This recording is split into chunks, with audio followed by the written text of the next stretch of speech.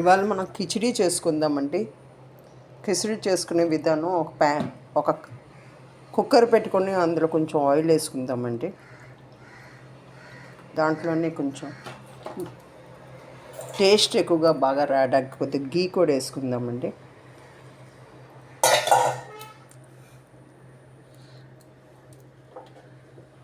ఇది బాగా కాగేకండి. దీంట్లో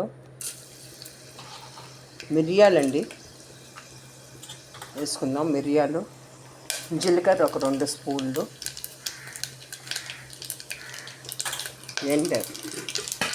ఒక 6 పచ్చిమిరపకాయలు, ఒక ఎండు మిరపకాయ అండి సన్నగా కలుపుకొని పొడవుగా కట్ చేసుకొని పెట్టుకున్న పచ్చిమిరపకాయలు,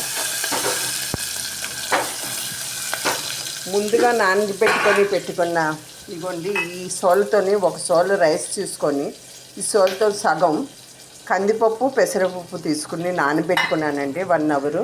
ఇందులో తేజ్పత్తి ఆకు కూడా వేసుకుందాం. ఇగో ఒక ఆకు 2 ముక్కలు వేసుకున్నాను.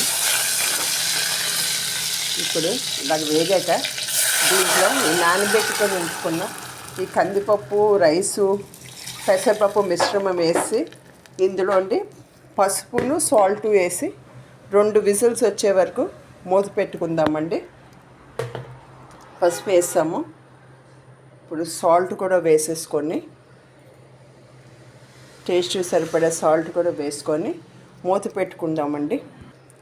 ఇప్పుడు మనం దీంతో 1 గ్లాసు బియ్యమును 1.5 గ్లాసు కందిపప్పు పెసరపప్పు తీసుకున్నాం కదండి. ఇప్పుడు 3 గ్లాసులు వాటర్ వేసుకున్నామండి. ఇందులో వేసుకుని సాల్ట్ కూడా వేసుకున్నాం. ఇప్పుడు ఇలా ఒకసారి కలుపుకొని సాల్ట్ పసుపు వేసుకున్నాం కదా, కలుపుకొని మూత పెట్టుకొని 2-3 విజిల్స్ వచ్చిన వరకు బాయిల్ చేసేస్తే మనకి కిచిడి రెడీ అండి. చాలా టేస్టీగా ఉంటుంది. హెల్త్ బాగాలేకపోయిన వాళ్ళు కానీ మనకి ఈ వేడికి ఏమైనా తినాలని అనిపించిపోయినా సరే ఇది చేసుకుంటే చక్కగా తినేయచ్చండి. చూసారండి, వేడి కిచిడి రెడీ అయిపోయింది ఇప్పుడు మనకి.